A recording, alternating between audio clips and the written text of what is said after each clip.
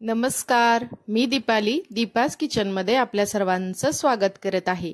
आज आपण ऑफिस डब्यासाठी अगदी चमचमीत अशी कोबीची भाजी बनवतोय। विशेष म्हणजे तुम्ही जर वेट लॉस करत असाल तरी सुद्धा ही तुम्ही कोबीची भाजी खाऊ शकता। यामध्ये भरपूर प्रमाणामध्ये फायबर असतं, त्यामुळे अगदी पोट भरल्यासारखं वाटतं आणि भूकही लागत नाही।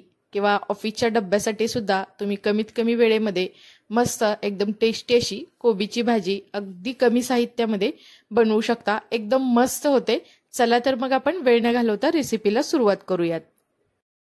कोबीची भाजी बनवण्यासाठी मी ते गॅसवरती कढई ठेवलेली आहे। कढई आपली गरम झालेली आहे। त्यामध्ये 3 ते 4 चमचे इतकं तेल घातलेलं आहे। तेल सुद्धा व्यवस्थित गरम झालेलं आहे। आता आपण यामध्ये अर्धा चमचा मोहरी घातलेली आहे। मोहरी अगदी व्यवस्थित अशी तडतडली गेलेली आहे। त्यामध्ये आपण अर्धा चमचा इतके जिरे घालूयात। जिरे आणि मोहरी व्यवस्थित तडतडली गेल्यानंतर त्यामध्ये 5 ते 6 कढीपत्त्याची पानं घालायची आहेत। तसेच 8 ते 10 लसूण पाकळ्या त्याचे बारीक बारीक मी तुकडे करून घेतले आहेत, ते घातलेलं आहे। आता अगदी मंद गॅसवरती आपण हा लसूण थोडासा लालसर होईपर्यंत परतून घ्यायचा आहे।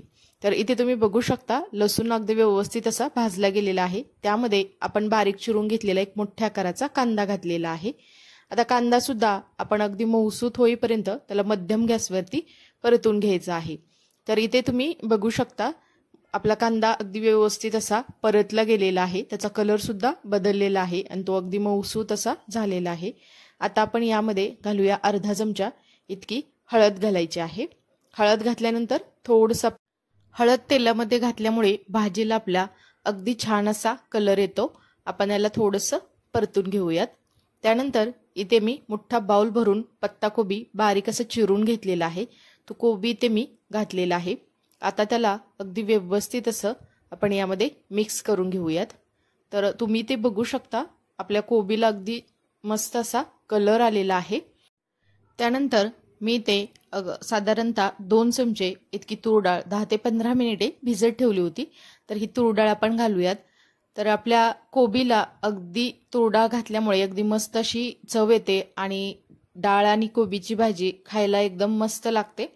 थोडंसं आपण त्याला परतून घेतलेलं आहे। त्यानंतर यामध्ये चवीनुसार मीठ घालायचं आहे। मीठ घातल्यानंतर त्याला परत एकदा थोडंसं आपण परतून घेऊयात। अगदी झटपट ही भाजी बनवून तयार होते। ऑफिसची घाई असेल तरी सुद्धा तुम्ही अगदी कमीत कमी वेळेमध्ये ही भाजी बनवू शकता। आता आपण याला झाकण ठेवायचं आहे आणि असंच साधारणतः 5 मिनिटाकरता आपण याला शिजत ठेवणार आहोत। 5 मिनिटानंतर तुम्ही ते बघू शकता याला छान अशी वाफ सुटलेली आहे आणि मस्त असं त्याला पाणी सुद्धा सुटलेलं आहे। आता थोडंसं आपण याला परतून घेऊयात।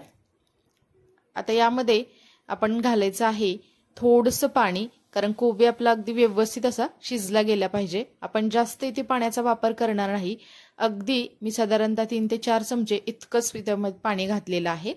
तर वाफेवरतीच हा कोबी अगदी व्यवस्थित असा शिजला जातो। परंतु कोबी व्यवस्थित शिजला नाही गेला तर त्याची भाजी खाण्यासाठी अजिबात चांगली लागत नाही। त्यामुळे कोबी छान असा शिजण्यासाठी आपण थोडासा इथे पाण्याचा वापर केलेला आहे।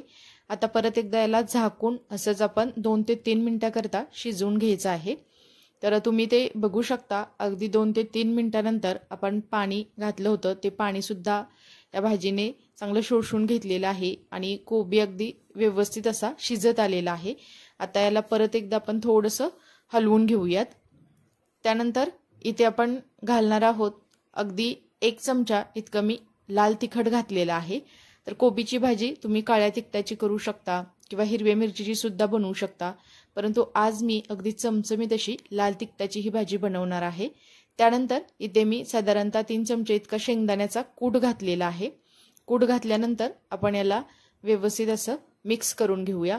अगदी कमीत कमी साहित्यामध्ये एकदम टेस्टी ही आपली भाजी बनवून तयार होते।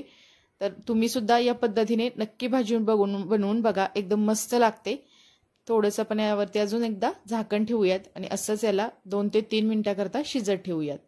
2 ते 3 मिनिटानंतर तुम्ही ते बघू शकता तर भाजीतलं पाणी अगदी कमी झालेलं आहे आणि भाजी सुद्धा आपली व्यवस्थित अशी शिजली गेलेली आहे। आता आपण याला थोडंसं चेक करून घेऊया, कारण यामधली आपण डाळ हाताने थोडीशी अशी दाबून बघायची आहे। तर अगदी व्यवस्थित अशी ही भाजी आपली बनवून तयार आहे। वरून आता आपण यामध्ये स्वच्छ अशी मस्त हिरवीगार अशी चिरून घेतलेली कोथिंबीर घालायची आहे आणि परत एकदा थोडीशी कोथिंबीर यामध्ये आपण मिक्स करून घेऊयात।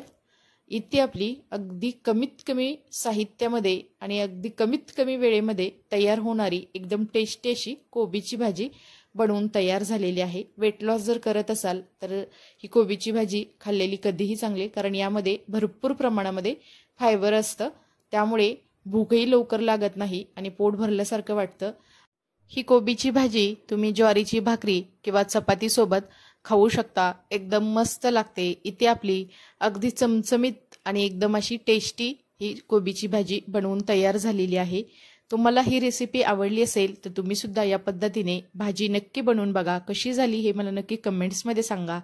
जर तुम्हाला ही रेसिपी आवडली असेल तर दीपाज किचन या यूट्यूब चॅनेलला लाईक, शेअर आणि सबस्क्राईब करा आणि शेजारील बेल आयकॉनवरती क्लिकसुद्धा करा, कारण तुम्हाला अशा छान छान साध्या सोप्या अगदी झटपट होणाऱ्या रेसिपी पाहायला मिळतील। नंतर भेटूया आपण अशाच एका छान अशा रेसिपी सोबत। तोपर्यंत सर्वांना धन्यवाद।